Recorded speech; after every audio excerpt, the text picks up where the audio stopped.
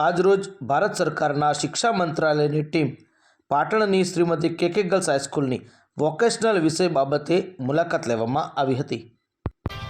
નમસ્કાર મિત્રો, હું નિલેશ ત્રિમાળી અને આપ જોઈ રહ્યા છો ઇંગ્લિશ ટાઈમ ન્યૂઝ 24। આ મુલાકાત દરમિયાન શાળામાં ચાલતા 2 ટ્રેડ હેલ્થકેર તેમજ બ્યુટી એન્ડ વેલનેસની મુલાકાત લેવામાં આવી હતી। સમીર ડેનિયલ સાહેબ અને આરતી આર્યા તેમજ રાજ્યમાંથી પધારેલ આશ્રય બકરાણીયા સાહેબ દ્વારા લેબની સજ્જતા અને બાળકોની ઇન્ટર્નશીપ બાબતે બંને ટ્રેનર શ્રીમતી નમ્રતાબેન અને આરતીબેન સાથે ચર્ચા કરી માર્ગદર્શન આપ્યું।